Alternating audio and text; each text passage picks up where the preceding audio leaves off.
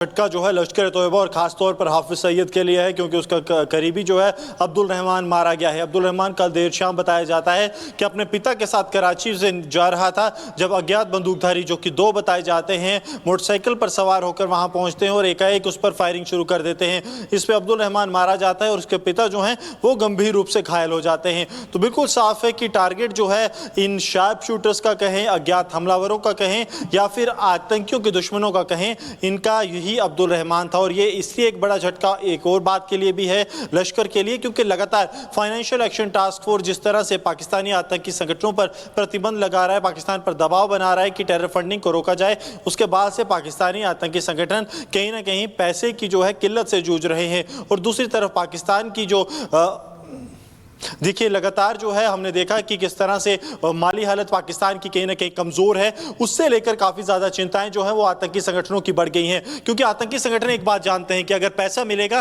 तभी वो भारत में आतंक फैला पाएंगे, लेकिन जब पाकिस्तान की तरफ से उनकी फंडिंग रोकी जा रही है, पाकिस्तान खुद जो है कहीं ना कहीं आर्थिक फ्रंट पर जूझ रहा है, उससे अब आतंकी संगठनों को दिक्कत बढ़ रही है। और उसके बीच इस फाइनेंसर अब्दुल रहमान का मारा जाना लश्कर तोयबा के लिए एक बड़ा झटका है। लगातार हम देख रहे हैं, चाहे पिछले दिनों बात की जाए मोहम्मद कासिम की, उसे जो है अज्ञात बंदूकधारियों ने मार गिराया। तो ये अज्ञात बंदूकधारी जो है वो कहीं ना कहीं पाकिस्तानी आतंकी संगठनों का काल बनते जा रहे हैं। और कई ये सबसे बड़ी लड़ाई जो है ये आईएसआई के सामने अपनी जो है वर्चस्व की लड़ाई बनती जा रही है कि कौन सा आतंकी संगठन जो है उसके कमांडर जिंदा रहेंगे, कौन से आतंकी संगठन का एक इकोसिस्टम जो है वो जिंदा रहेगा। एक इकोसिस्टम को खत्म करने के लिए दूसरा आतंकी संगठन लगातार प्रयासरत है। और यही कारण है कि कभी हिजबुल तो कभी जैश तो कभी लश्कर। 17 मार्च को हाफिज का एक और करीबी मारा गया था और उसका नाम था रहमान उर्फ, और ये एक तरह से हाफिज सईद को ये झटका है। फिलहाल इस वक्त एक और बड़ी खबर आ रही है, कठुआ में हिरासत में लिए गए हैं 6 संदिग्ध आतंकियों के मददगारों पर एक्शन लिया जा रहा है। एक और बड़ी खबर जम्मू कश्मीर पुलिस ने अब तक 13 लोगों को हिरासत में लिया है जो आतंकियों के मददगार हैं।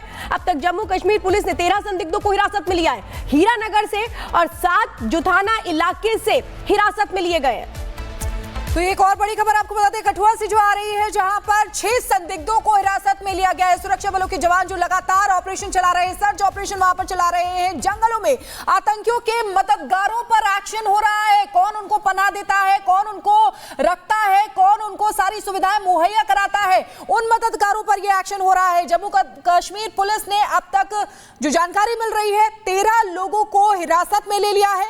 अब तक जम्मू कश्मीर पुलिस ने 13 संदिग्धों को हिरासत में लिया है। हीरानगर से 7 लोगों को हिरासत में लिया गया है और जुथाना इलाके से 6 संदिग्ध हिरासत में लिए गए हैं, जो जानकारी मिल रही है। हमने अभी देखा कि बीते 4 दिनों से किस तरीके से लगातार वहां पर ऑपरेशन चलाया जा रहा है, सर्च ऑपरेशन चलाया जा रहा है, जो आतंकी छिपे हुए हैं उनको ढूंढा जा रहा है। और अब जो जानकारी मिल रही है कि 6 ऐसे संदिग्ध हैं जिनको हिरासत में लिया गया है, कठुआ में जानकारी मिली है। और इसी बीच एक और बड़ी खबर आपको बता दें, कराची में हाफिज सईद का करीबी जिसको ढेर किया गया है, जिसको मारा गया है, अज्ञात बंदूकधारी जिसने गोली मारकर इस करीबी की, अब्दुल रहमान इसका नाम बताया जा रहा है, जिसकी हत्या कर दिया, यानी कि कमर तोड़ जो यहाँ पर कमर तोड़ के रख दी गई है हाफिज सईद की, क्योंकि कई ऐसे करीबी हैं हाफिज सईद के जिनको मौत के घाट उतार दिया गया है।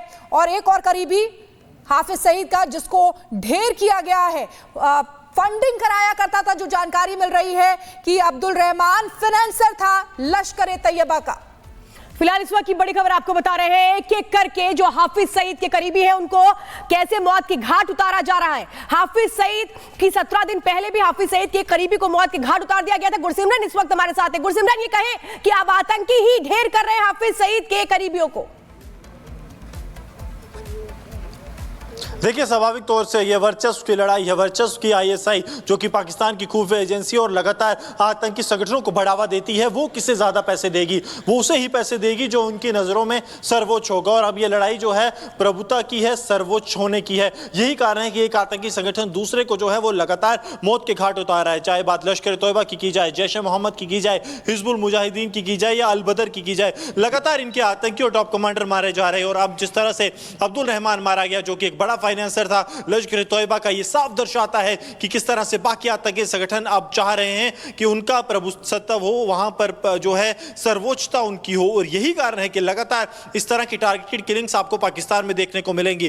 कल का जो वाकया सामने आया है, अब्दुल रहमान अपने पिता के साथ जो है वो जा रहा था, बाहर जा रहा था, जब उसे जो है अज्ञात बंदूकधारियों की तरफ से उस पर फायरिंग की गई। फायरिंग में खास तौर पर वही निशाना था, उसके पिता को चोटें जरूर आई हैं लेकिन उनकी मौत नहीं हुई, बल्कि अब्दुल रहमान जो है इस पर कई राउंड फायर किए गए और इससे जो है आतंकी मौत के घाट उतार कर ही वो जो अज्ञात बंदूकधारी थे वो वहां से भागने में फरार रहे। और कहीं ना कहीं पिछले 1.5 से 2 साल की बात की जाए तो पाकिस्तानी सुरक्षा बलों के लिए सबसे बड़ी चुनौती अज्ञात बंदूकधारी ही बन गए हैं, क्योंकि इनका कोई पता नहीं चल रहा है ये लोग कौन हैं, लेकिन लगातार ये ऐसी घटनाओं को अंजाम दे रहे हैं जिससे मानवता के दुश्मन और आतंकी संगठनों में बड़े ओहदों पर रहने वाले कमांडर्स को जो है एक एक कर मौत के घाट उतारा जा रहा है।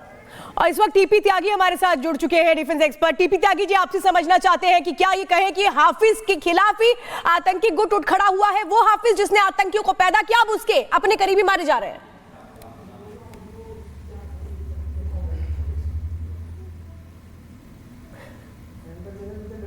टीपी त्यागी जी, आप तक आवाज पहुंच रही है हमारी? चलिए जुड़ने की कोशिश करेंगे टीपी त्यागी से। और गुरसिमरन हमारे साथ लगातार जुड़े हुए हैं। गुरसिमरन, कैसे देखा जाए अब, क्या ये माने कि हाफिज को भी समझ में आ रहा है कि जो आतंकी संगठन उसने बनाया अब उसका भी खात्मा शुरू हो चुका है?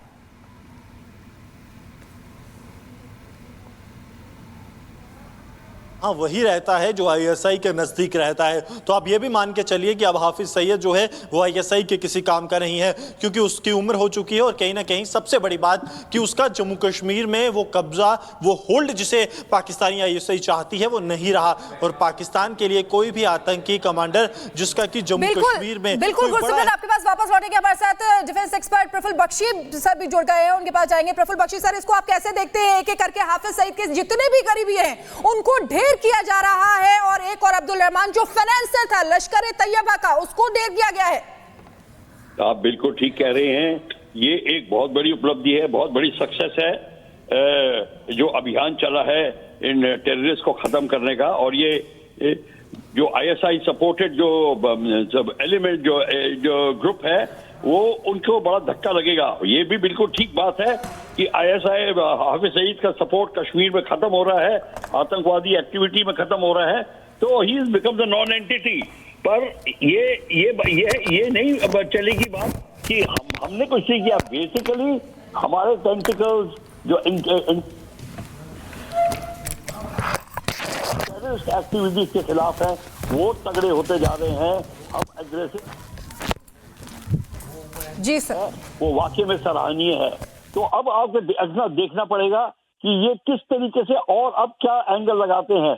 इनका सबसे बड़े जो अंडरवर्ल्ड है वो अभी भी बॉम्बे से कनेक्टेड हैं और कराची में हैं, तो वो सारे के सारे अब धीरे धीरे उनके ऊपर सेंध लगानी पड़ेगी, तब बात बनेगी। पर आपने ये जो अब देखेंगे कि पाकिस्तान किस तरीके से कश्मीर में आतंक फैलाता है। आतंक का परसेंटेज बहुत कम हो गई है, इसमें दो राय नहीं है। स्लीपर सेल्स कुछ बाकी हैं जिनको खत्म करना है। तो जब इस तरीके से जिस तरीके से हम लगे हैं, आई थिंक ये भी अभियान काफी सक्सेसफुल हो जाएगा चंद दिन महीनों में। एटलीस्ट यू विल फाइंड कि बहुत ही कम हो जाएगा ये जो आतंक का प्रकोप फैल रहा है इस एरिया में। बिल्कुल प्रफुल्ल बख्शी साहब, और ये लगातार जो एक्शन लिया जा रहा है ये बहुत बड़ी बात है। पाकिस्तान में जो आतंक परस्त लोग हैं उनकी हवाइयां उड़ गई हैं और आतंकियों का गेम ओवर कैसे किया गया है हम आपको बता रहे हैं। परमजीत एजाज अंगर को मारा गया है और सबसे